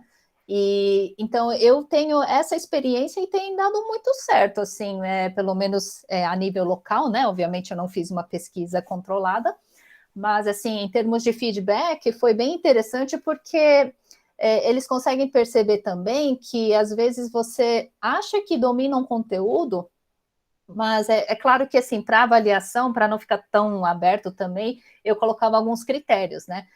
Esse trabalho atendeu tais critérios, então eles tinham que dar uma nota para aquilo. E esse, então, tinha mais ou menos uns 5 itens, e eles precisavam dar nota para cada critério, chegar a uma nota final e justificar por que eles estavam dando aquela nota, se aquela nota era justa, né? Então, eu acho que esse tipo de exercício seria um exemplo de uma avaliação coletiva, por exemplo, né? Tem outros professores que fazem uma avaliação bem mais geral, assim, e em termos também principalmente do olhar do aluno para si mesmo, né? De ele olhar o quanto eu acho que eu sei e quanto eu acho que eu mereço ter de nota. Então, ter essa percepção da própria aprendizagem. Então, tem uma coisa da metacognição também. Então, assim, eu acho que todas essas variáveis precisam ser colocadas dentro de uma avaliação final, eu acho, né? Então, não é só uma prova, mas dentro de todo o período que você está fazendo essa disciplina, você ter diversos momentos de ser avaliado por diversos olhares. Então, acho que isso seria uma forma que você poderia trabalhar para fazer uma diversidade de avaliações. Eu espero que tenha respondido essa pergunta. Sim, respondeu. Muito obrigado. Obrigada. Alguém mais? Gente, vocês não estão criativos? O efeito sexta-feira, o cérebro não funciona mais. Alguma consideração aí para deixar aí no slide? Que vocês conseguem resumir as ideias principais do que vocês viram nessa apresentação, numa resposta aqui do Polev?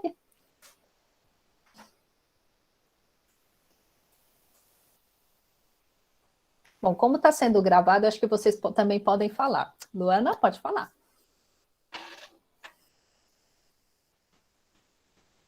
Então, sobre o que foi tratado, né, até o momento, muito enriquecedor, né, muito boa a palestra. Eu acho que a gente consegue ver isso muito bem também em questão de quando você vai fazer um vestibular, né? Quando o aluno de ensino médio ele vai lá fazer, por exemplo, a prova do Enem, e aí ele precisa relacionar aquele conteúdo que às vezes nem é Então, é difícil, assim, são aqueles conteúdos mais básicos, mas ele não consegue relacionar ali com o texto, né? E quando a gente está no ensino médio, e aí a gente tem aquelas provas, e aí o professor ele vai analisar isso, e ele analisa aqueles erros do aluno, às vezes ele não traz essa questão para ele relacionar com o texto, para ele conseguir entender aquele enunciado. Às vezes ele só vem e traz de novo aquelas questões de uma maneira bem básica, tipo, calcule tal e tal valor de acordo com esse valor ali que é dado na questão.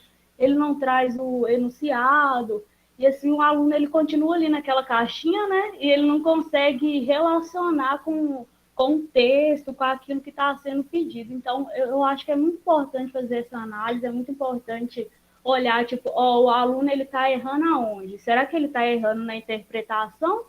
Ou ele está errando realmente em aplicar aquele conteúdo? Em saber aquilo ali exatamente naquela caixinha, em saber aquela forma, ou como é que faz aquela operação com função, ou ele não está sabendo interpretar aquilo que está sendo pedido e colocar esses valores ali naquele contexto. Acho que isso também é muito importante analisar. Foi isso até mesmo que eu tirei da palestra. Legal.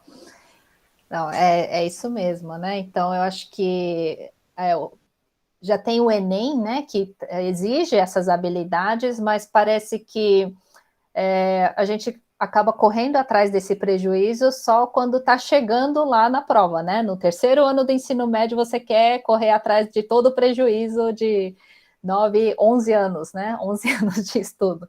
Então, isso é bem complicado, né? Então, acho que a gente precisa trabalhar, não no sentido de ir bem no Enem. Na verdade, o Enem é só uma fase, como se fosse uma fase da vida que não necessariamente será interessante para todos, né? Mas, assim, se a gente trabalhar com alguns princípios que o Enem acaba trazendo, eu acho que também seria uma opção, né, de a gente melhorar um pouco a forma de apresentar a matemática, né? E principalmente privilegiar essa parte da compreensão, né? Porque a gente vê que os alunos realmente têm dificuldade para compreender texto, e isso não estende só, não complica só na matemática, né? Complica em outras áreas também, né? Na língua portuguesa, na geografia, história e assim vai, né?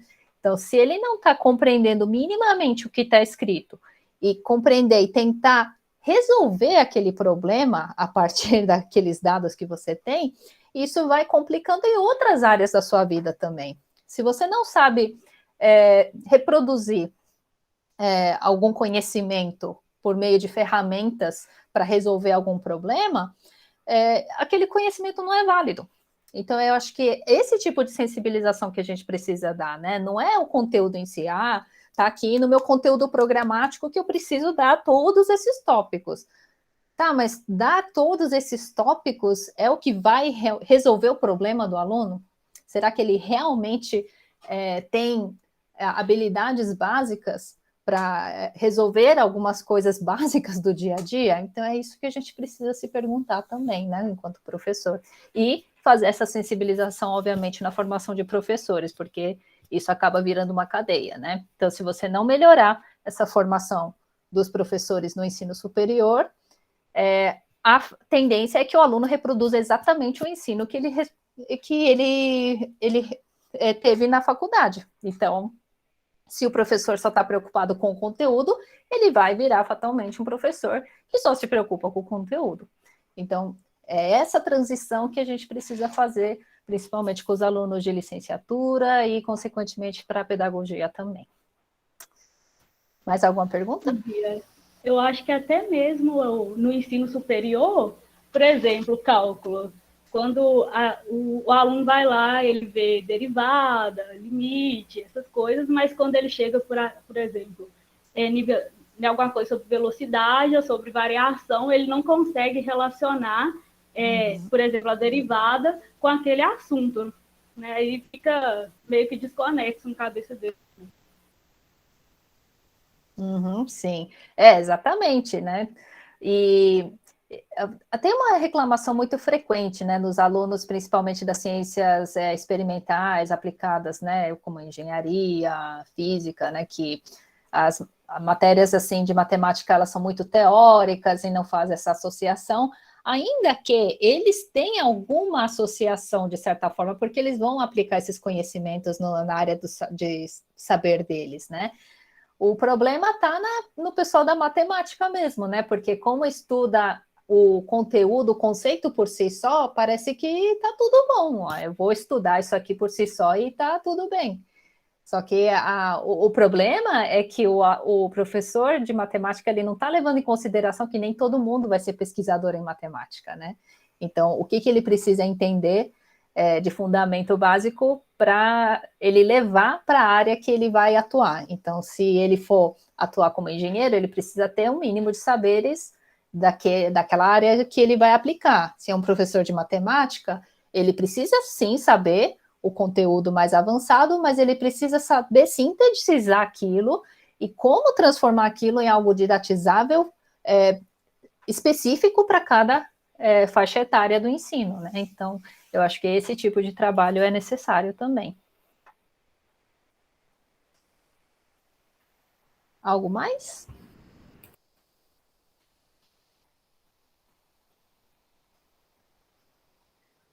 Eu falo uma coisa, mas é mais para acrescentar. Sim, claro. Eu estava falando também sobre esse ensino de cálculo, né, no ensino superior. Uma coisa que eu experiencio, né, até hoje, é que eu fiz os cursos, né, fiz cálculo 1, fiz o 2, e mesmo assim, quando eu me deparo com problemas, né, de derivada integral em outras matérias, né, sendo aplicadas com conceitos diferentes, eu encontro muita dificuldade. Porque não é que eu não sei derivar ou integrar, é porque eu estudei naquele momento como se fosse na matemática pura ali, agora eu tenho que colocar em outro contexto. Isso é bem fazer esse movimento. Sim, sim. Uhum. E isso é natural, né? Mesmo assim, mesmo quem se forma em matemática, por exemplo, eu me formei em licenciatura já há muito tempo, né? Eu sei resolver alguns problemas assim de integral derivada, ele por si, né? Então, resolver a técnica de integração, a técnica de derivação, e eu consigo lembrar. Agora, por que eu tenho que aplicar isso e aplicar num problema e resolver, já é outros 500. Eu preciso pensar um pouco e nem sempre eu vou conseguir resolver, né? E é justamente isso. Só que o fato de você não conseguir resolver também não é o problema. O problema é o que é mais importante para o que você está fazendo, né? Principalmente quando você está se formando como um profissional, o que é mais importante você entender, né? Então, por exemplo, se é um professor que vai atuar só no ensino básico, é óbvio que ele precisa entender, né, essas disciplinas do ensino superior, a matemática mais avançada. Mas saber por saber não adianta nada. Ele precisa saber traduzir aquilo para o ensino básico. Então, ele precisa entender algumas coisas básicas que são essenciais para que o aluno consiga compreender esses conteúdos, né? Então, nesse caso, eu acho que é um trabalho mais multidisciplinar de pensar qual é o nível cognitivo do aluno, que tipo de abstração que esse aluno tem dificuldade, e assim ir modelando um pouco a sua didática para que ele chegue num resultado mais favorável para a média dos alunos, né? Então, é isso que eu penso também. E eu acho que isso tem que ser discutido de forma mais ampla no ensino superior. Mais alguma pergunta?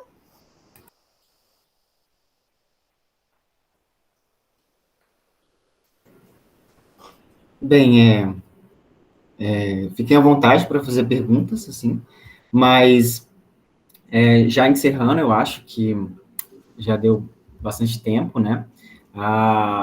Queria agradecer de novo a doutora Luzia pela presença.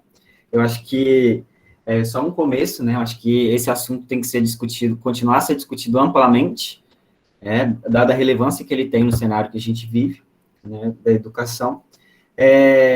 Queria agradecer também as pessoas que estão presentes, as pessoas que vieram, né, prestigiar o evento, numa sexta-feira à noite, né? Eu acho que isso é muito importante mesmo.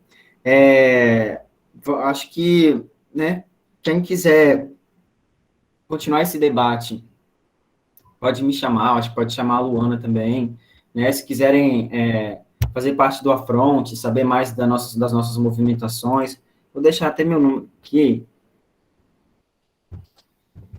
para se alguém quiser me mandar mensagem. Assim, acho que um importante, né, para quem esteve aqui, para outras pessoas também, né, espalhar a palavra, dialogar sobre isso com os professores, sabe, com aqueles que vocês veem em espaço, né, estar nos órgãos de representação estudantil também é importante, para levar essa perspectiva que a doutora Luzia nos ajudou a formar aqui, né, e assim a gente também atinge, né, os alunos de licenciatura, também os alunos de bacharelado, por que não? Porque eles também podem se tornar professores, né, principalmente no ensino superior, né, então eu acho que essa discussão tem margem para ser ampliada, bastante ampliada, e acho que a doutora Luzia está fazendo um ótimo trabalho também, eu aprendi bastante, e é isso, gente. Então, acho que se alguém ainda quiser fazer um comentário, alguma pergunta, é esse o momento, né? Se não, eu gostaria de encerrar e agradecer novamente a todo mundo pela presença.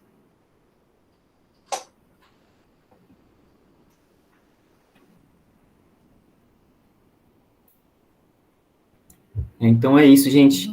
Se vocês puderem abrir o microfone para a gente dar uma salva de palmas. Vamos começar.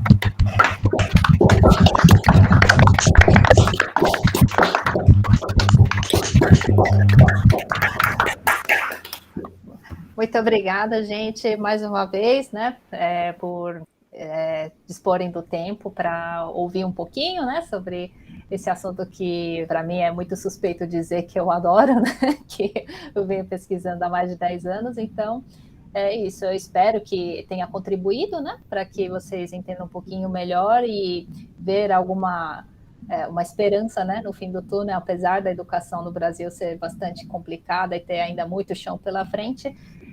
Eu quero deixar essa mensagem assim, de esperança e de vocês continuarem lutando, né, por uma educação de melhor qualidade e fazer o seu trabalho aos pouquinhos, né, acho que só você trabalhando ao seu redor e modificando a cabeça das pessoas que estão ao seu redor, a gente já está fazendo um bom trabalho. Acho que é isso, muito obrigada. Obrigado e boa noite, gente. Até a próxima. Obrigada, boa noite. Boa noite. Boa noite a todos. Boa noite, galera.